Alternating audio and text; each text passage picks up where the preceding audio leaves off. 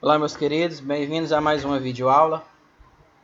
Nesse tópico, irei falar sobre a integração lavoura-pecuária-floresta, nosso famoso sistema ILPF, que é tido como o futuro da agropecuária brasileira, e vocês irão entender por quê. Tá? Me perdoem que o nome agropecuária está faltando um acentozinho ali. Tá? Aqui nós temos, para ter uma ideia, antes de começar, nós temos a distribuição de área no Brasil. Né? O Brasil, gente, 61% ainda do território é vegetação nativa, então são áreas ainda intocadas para fins, sejam para cultivos, cidades, para qualquer outro empreendimento, né? Então é área nativa ainda. Então o que acontece? 11,3 é as cidades e as infraestruturas e outros mais. E em torno de 28% são as áreas, né, que estão sendo utilizadas para agricultura, pecuária e florestas plantadas. O que acontece é que desse montante, apenas, né, da condição aqui dos 20, aproximadamente 28%, que é 27,7% aqui, apenas 0,8% são florestas plantadas, somente. E quando a gente pega um dos itens, né, uns dos itens que a gente tem de exportação maiores é madeira, né? Vocês têm uma ideia, nosso agronegócio em si, madeira é muito exportado, né? Se eu levar como exemplo Roraima, você pega lá a madeira, está entre os 4 itens mais exportados pelo estado, né? E já foi um dos maiores aqui no estado, hoje está perdendo principalmente para a condição da soja. Só que aí você diz assim, ué, como que madeira é um dos itens mais exportados pelo estado e não tem nenhuma floresta plantada? Né? Aí onde está a condição. Essa madeira está sendo extraída na mata, na floresta natural, né? Na floresta nativa. Então isso é uma tendência a se acabar, porque quem está comprando essa madeira preza-se cada vez mais por madeira de reflorestamento. Então você tem que plantar suas árvores se quiser usar delas para esse fim, tá? Então vamos lá, ó. A degradação da pastagem, nós estamos falando desse sistema ILPF, então nós temos uma condição. Degradação das pastagens em si no Brasil hoje é uma ameaça, porém a recuperação é uma oportunidade. Por que a recuperação é uma oportunidade? Porque você pode fazer essa recuperação via sistema de integração lavoura, pecuária, floresta e fazer, né, o plantio aí do componente florestal. Nós entendemos que a pastagem ele é o principal componente da exploração da pecuária de corte e de leite, certo? É o item indispensável e de maior importância. Em segundo lugar vem o animal, na sua condição de genética e sanidade. Então, se o animal tem genética boa e se você dá todos os aparatos sanitários para ele, qual a única condição que limita a esse animal é o pastejo, né? A pastagem em si. Então esse ganho animal ele está diretamente, né, relacionado com a qualidade da pastagem. É aquela coisa que vocês irão escutar muito por aí, quem entra nesses sistemas, que começa a se produzir a pastagem de maior qualidade e o boi ele sai mais precoce para o abate, tá? Então aqui eu tenho certo, aqui é a pecuária, né? Pecuária de corte, Nelore aí de excelente qualidade. Aqui o certo e aqui eu tenho o que a gente costuma fazer, o errado, né? Principalmente aqui nas nossas regiões de Lavrado, de Roraima, é assim, soltar e deixar São Pedro tomar de conta, né? Aqui a gente teve um problema da mal da vaca louca, lá na Europa, né? Estados Unidos teve um problema muito sério com o mal da vaca louca. Em função disso, a gente teve uma série de questões aí voltadas, né, a nossas legislações a respeito principalmente de ração, né, de suplementos de origem animal, né, que foram proibidos. A cama de galinha, cama aviária foi um exemplo. E aqui nós temos uma situação. Esse é o mal da vaca louca na Europa e nos Estados Unidos, né? O mal da vaca louca no Brasil é esse daqui, ó, a vaca louca de fome. Esse é o mal da vaca louca de fome. Então aqui a gente tem essa situação, né? Eu já falei para vocês, né, em determinadas situações, que nós temos hoje, né, comercialmente, o maior rebanho bovino do mundo. Nosso rebanho só perde para a Índia. Então, comercialmente, nós temos o maior rebanho.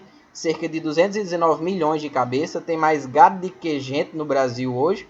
Porém, nós produzimos 30% a menos carne, né? Produzimos menos carne, 30% menos que os Estados Unidos, sendo que os Estados Unidos têm menos da metade do nosso rebanho. Como que isso pode? Aí eu digo, os Estados Unidos produzem carne, nós produzimos o boi ainda. E o boi é uma vaca dessa daí, louca de fome, né? E aí eu vou passar pelas causas principais da degradação de pastagens. Nós temos densidade animal. O que é isso? Maior número de animais de que aquela área pode suportar. Então, maior número de animais por metro quadrado, né? A densidade que a gente fala é isso. Então, uma das causas é isso daí. A pastagem não suporta a quantidade de animal que tem na área. Então, muitos animais para pouca pastagem ali naquela área. O longo período de pastejo. Então, você coloca o animal para pastejar, né? O pasto está grande ainda, mas aí você vai deixando, não faz a rotação, né? Então, você tem essa situação aí de o pasto em si vai degradando.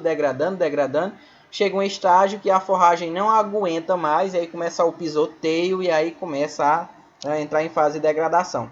Primeiro vem a fase da degradação da pastagem, por último vem do solo, né, que é uma outra degradação aí no ambiente. Nós temos uma outra situação que é ataque de pragas, né? Principalmente as famosas cigarrinhas, só que a gente tem vários aí, né? As formigas, lagartas, só que como geral as principais é cigarrinha e lagarta, né? Então essas duas aí são as principais pragas das pastagens no país hoje e causam sérios prejuízos também. Uma outra situação é a fertilidade em si desse solo, né? Os produtores hoje não estão acostumados a trabalharem a pastagem como uma cultura, né? E hoje a gente já preza que a pastagem é uma cultura que tem que ser, o solo tem que ser trabalhado, tem que ser corrigido com calcário, tem que ter adubação. Só que isso não acontece na maioria dos locais, né? Simplesmente desmata e planta e deixa lá São Pedro tomar de conta. E o que muito acontece é o controle de algumas plantas daninhas, né? Seja por roço ou então por pulverização com herbicida. Nós temos uma outra condição de queimadas, né? Isso aqui no nosso estado e na região amazônica é uma condição muito problemática, né? É uma condição cultural, né? Em muitas áreas acontece o fogo de forma cultural, sim, né? Não adianta a gente fugir disso. Muitos desses fogos são colocados, muitos em regiões indígenas, acontece, tá? Esse fogo, gente, é um problema no nosso estado, né? Principalmente condição aqui de Roraima. Por quê? A queimada ela é utilizada para renovar a pastagem, né? Muita gente utiliza disso para renovar a pastagem. Só que aí eu pergunto, que pastagem? Se a maioria das que a gente tem aqui no estado e a maioria desses locais onde pega o fogo, na verdade é apenas vegetação nativa. Então a pessoa não está renovando pastagem nenhuma, está apenas tocando fogo mesmo na vegetação nativa, no nosso andropógon aqui, principalmente no lavrado. Então não tem renovação de pastagem. Garanto para vocês, a pessoa que fez, né, trabalho de aração, gradagem do solo, corrigiu com calcário, adubou e comprou uma semente cara e de qualidade para plantar lá, não quer que o fogo passe nem perto dela, tá? Então o que acontece muito aqui é fogo em áreas de vegetação nativa, basicamente, tá? Mas eu não vou entrar nesse critério que isso daí vai longe, mas é um dos motivos. Então, depois dessa pastagem degradada, o que acontece, né? Depois vem aí, ó, as plantas invasoras tomam de conta, né? Depois vem a erosão, né? Se esse estágio de degradação for não tão acelerado e se ele não tiver num estágio tão avançado, as invasoras, as plantas daninhas tomam de conta e aí a vegetação natural vai surgir de novo, né? Quando não, quando esse estágio de degradação ele é muito avançado, o que acontece é que vai entrar num estágio agora de degradação do solo. Aí não é mais a degradação da pastagem, aí é do solo agora. Então a pastagem entrou por um processo de degradação ao longo do tempo e chegou a um estágio tão grande que agora o solo que antes estava essa pastagem é que começa a ser degradado. E aí vem a erosão por conta do vento, como vocês podem ver nessa imagem aí, e vem a condição de erosão hídrica, né, em função daí da água da chuva. Então temos essa situação aí. Aumenta aí a emissão de CO2 nessa pastagem degradada. Aqui a gente tem uma imagem interessante. Quando nós temos uma pastagem, né, bem cuidada, bem trabalhada, acontece a mesma coisa que as árvores. Então a gente tem a fixação de CO2, a gente tem um banco aí desse CO2 fixado, né, em função aí da relação CN desse material, que precisa de uma grande quantidade de carbono, então as gramíneas principalmente, então a gente tem essa fixação aí. Quando é o contrário, quando a pastagem vai se degradando, a gente tem a emissão, o retorno desse CO2 para a atmosfera. E aí o que nós temos no país hoje, principalmente a nível dessas áreas que o pessoal não trabalha bem a pastagem, é o boi sanfona, né? O boi sanfona é aquele boi que no verão, o verão peguem como, né? Eu vou pegar o verão e o inverno, porque a gente tem uma condição diferente do Brasil pelas estações do ano, né? Lá na região sul-sudeste, o verão e o verão diz respeito ao período chuvoso e o inverno diz respeito ao período seco, que é o período de frio, né? Quando você vem aqui para uma condição de norte-nordeste, nós entendemos o verão como período seco e o inverno como período chuvoso, né? Então tomem o boi sanfona como aquele que engorda no período chuvoso e emagrece, né, no período da seca, no período da estiagem.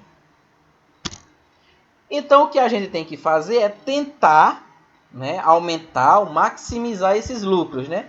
Se assim fosse, né, uma vacazinha dessa daí com 2 úberes é uma coisa interessante. Mas como a gente não pode ter uma situação dessa, então a gente tem que tentar trabalhar com uma nova condição da agropecuária, que é a integração. Então é aí onde está o aparato principal dessa situação aí, né, dessa premissa. Tentar trabalhar essa pecuária agora de forma integrada com cultivos agrícolas e floresta ao mesmo tempo. O que isso implica, gente? Se eu tenho uma condição de criação de gado extensivo a pasto, com uma pastagem degradada, com pouco rendimento, pouca quantidade de animal por área, eu posso trabalhar essa área, né? Eu posso cultivar grãos nela, eu posso melhorar esse solo, porque para cultivar grãos eu tenho que melhorar a condição da fertilidade do solo, do pH desse solo, então tenho que fazer a aplicação de calcário, tenho que adubar, para que eu entre com meus cultivos agrícolas. Ao retirar o cultivo agrícola, você tem a pastagem, né? Você pode plantar depois que retira ou já ao mesmo tempo juntas ali, desde que elas consigam conviver e não, né, interferir aqui na produtividade, na produção da sua lavoura. Então tem várias situações aí, eu não vou entrar em detalhe a respeito disso, né? Então o que acontece? Quando a gente tira a lavoura, vem o que? O surgimento, desenvolvimento da pastagem. Essa pastagem, por ela ter sido plantada em uma área que foi calcareada e foi adubada, ela é de excelente qualidade. Por essa pastagem ser de excelente qualidade, o animal que está comendo ela também tem um maior ganho de peso, maior precocidade, né? Aquela condição, a gente é o que a gente come. Então o que acontece é que eu tenho um menor tempo aqui da condição de levar esse animal para o abate. Então eu tenho uma maior produção ao longo do ano, né? Então essa na verdade é a premissa básica. Então por isso que a gente chama aí do futuro da agropecuária do nosso país, tá? Tá aqui uma situação, né? Eu mostro para vocês aqui, ó, uma espécie, né, plantada, a espécie florestal plantada, novinha ainda, e aqui a condição do cultivo da forrageira no meio. Se você vai plantar, né, para cultivo de grão ou pastagem no meio aqui, você tem que deixar o espaçamento maior entre as fileiras. Quando o seu objetivo é madeira, então você tem que adensar mais, né? E tem vários arranjos aqui, ó, fileira simples, aqui fileira em condição dupla e aqui tripla, ó. Então depende da situação aí de cada um, se o objetivo é produzir madeira, se é ter boi, né, ou então se é agrícola. Aquilo que eu venho falando sempre para vocês. Aqui tem uma imagem bem interessante, ó. É eucalipto plantado aqui, um renque que a gente chama, né, a linha, um renque de eucalipto aqui plantado. E aí a gente tem uma proteçãozinha aqui, uma cerca elétrica para os animais não quebrarem, né? Aqui tem um problema, gente, é assim, nos primeiros anos é um pouco complicado esse consórcio com os animais, porque mesmo que a espécie não seja palatável, mas eles podem quebrar, né? Pode querer se coçar, brincar lá com a planta e aí quebra. Então você faz essa colocação aí dessa cerca. Se não, o que acontece? Deixa essa espécie crescer mais um pouco. Isso vai levar em torno aí 2 anos e meio a 3 anos para ela já ficar num portezinho maior que o animal não consiga quebrar ela, né? Então, quais os benefícios aos animais dessas árvores plantadas? Tá? Primeira situação, bem-estar animal. E aí eu vou dar um exemplo aqui dessa condição do conforto térmico para o gado europeu e o gado zebuíno. Né? O gado europeu, o conforto térmico está em torno de 1 grau, entre 1 grau até 21 graus Celsius. Tá? Enquanto que o zebuíno está entre 10 e 27. O que acontece? Quando o gado europeu, isso aí é uma raça holandesa para leite, né? Quando o gado europeu ele é produzido em regiões de clima tropical, né? Regiões de clima quente, eles sofrem muito com esse calor. Então eles buscam, nas horas mais quentes do dia, eles buscam sombra, principalmente se essas vacas estiverem a pasto, né? Então o que acontece? Aqui está uma imagem bem interessante, né? Eu já mostrei em outras aulas, que é as vacas na sombra de cada uma das árvores ali. Então, gente, mais que o benefício da madeira que você vai tirar aqui depois, seja para qualquer que seja o fim dessas árvores, mas está uma condição de benefício indireto que é para o bem-estar dos animais e com isso irão produzir mais leite, né? Aqui está uma outra situação, nesse caso aqui não é uma espécie florestal, mas é coco, né? Mas aí demonstrando a importância do bem-estar animal aqui para ovinos, né? E aí o que acontece, ó? Pelo fato dessas árvores estarem lá no meio da pastagem, a gente tem alguns resultados aí, ó. Em LPF, aqui a gente tem período de...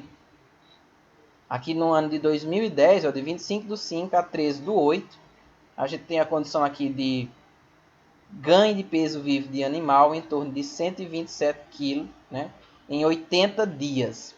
Né, quilogramas por hectare em 80 dias. Em função desse bem-estar, desse aparato aqui, mas não é só o bem-estar, eu vou mostrar para vocês e eu venho com novas informações a respeito desses ganhos de peso aí de animais aí, né, mais na frente. Vou mostrar rapidamente para vocês isso aqui para terem uma noção.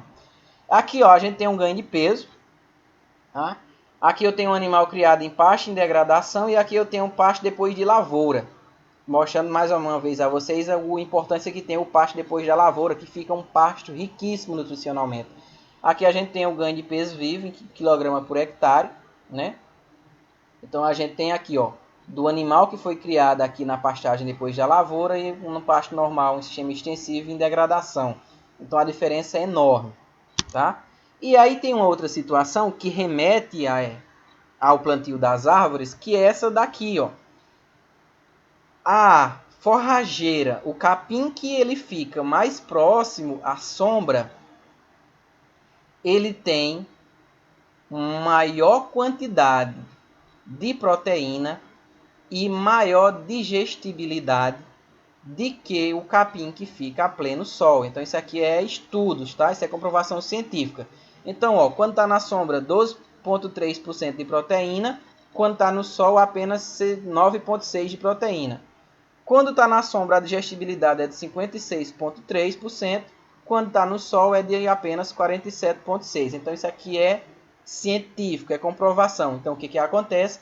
O capim que fica nessa condição mais sombreada pelas árvores tem maior teor de proteína e maior digestibilidade. Tendo essa proteína mais elevada e essa digestibilidade mais elevada, o que acontece é que esse animal está se alimentando de um material melhor e que irá proporcionar maior também ganho de peso, tá? Então, ó, aqui algumas pesquisas desenvolvidas no estado de Roraima. Isso aqui é uma área plantada com arroz, tá? Então, área preparada, adubada, calcareada, plantio de arroz, né? 20 a 30 dias a gente vem e planta braquiária. Então, plantei o arroz, tá? Com uns 20, 30 dias depois vai plantio de braquiária no meio. Braquiária rusiziensis, essas daí, se não me engano. Aí vem, ó, essa lavoura de arroz agora está com 60 dias, né, fechada. porém tem braquiária aí no meio, pequenininha, raquítica lá embaixo, né, que foi plantada depois. Então aqui a gente tem a lavoura de arroz próximo da colheita, lindo, né, por sinal. A gente tem a colheita aqui do arroz sendo feita. Quando essa colheita do arroz está sendo feita, essa vegetaçãozinha mais verdinha aqui embaixo, ó, isso é a braquiária que está lá embaixo, tá? Que foi plantada posteriormente. Quando você faz essa colheita do arroz, com 68 dias depois está aqui uma foto. Aí a braquiária como que já está, né? E aí com 98 dias, então praticamente 100 dias depois da colheita do arroz, a braquiária está apta a entrar aí com animais para pastejo. Que negócio incrível aí, que bonito, né? Aqui tem mais pesquisas, ó. Essa é um sistema tradicional, então a boiada aqui no sistema tradicional. Isso aqui, se eu não me engano, isso é lá na região de Mucajaí, né? Ali próxima à região da Serra da Prata. Então aqui a gente tem o sistema tradicional. Aqui a gente tem um sistema rotacionado, né? Boiada. E aqui a gente tem a boiada em sistema ILPF. O que acontece? Foi feito um estudo com esses 3 métodos aqui. O sistema tradicional, o rotacionado e o em sistema ILPF. E aí o que a gente tem aqui é o desempenho de novilhos, tá? E vou mostrar para vocês mais uma vez. Sistema tradicional. Então o gado criado em sistema tradicional, sistema rotacionado e sistema ILPF. O que a gente tem no final de tudo é o desempenho desses novilhos de cortes aí nos 3 sistemas, tá? Isso daí entre outubro de 2009 a março de 2010. O que é que a gente teve, né? Foi feita toda a avaliação, né, de pesagem desses animais aí para ver essa condição do ganho de peso, né, desses animais em cada um desses sistemas. Então, temos aí o peso desses animais inicialmente, né, antes de colocarem lá em cada um dos sistemas, e aqui o peso final de cada um. Então, o que a gente tem é, notem principalmente esse dado aqui, ó, o ganho de peso por hectare dia. Tá? O ganho de peso por hectare dia. Então, o ganho de peso por hectare dia para o sistema de LPF é mais que o dobro do sistema tradicional e rotacionado. Vejam aí, ó. Tá? Ganho de peso, isso daqui é em quilos, tá? Quilogramas. Ganho de peso por hectare dia. Então, chegou um novilho a conseguir média de 2,180, né, quilos em 1 hectare dia. Então é muito peso. O que acontece? Por que disso, gente? Mais uma vez, em virtude do sistema ILPF, a área ter sido trabalhada, ter sido calcareada, ter sido adubada. Então a pastagem que vem depois, ela é uma pastagem de excelente qualidade, com altos teores de proteína, tá? Principalmente. Então tá aí o ganho de peso fora do comum, né? Então, mostrando mais uma vez para vocês a importância de se utilizar o sistema ILPF e o porquê da gente dizer que o sistema ILPF é o futuro da agropecuária. Então, produzir grãos, carne e madeira em um único ambiente, em uma única área. Tá? Muito obrigado. Essa foi mais uma videoaula. Em breve eu venho com outra. Fiquem todos com Deus. Meu muito obrigado.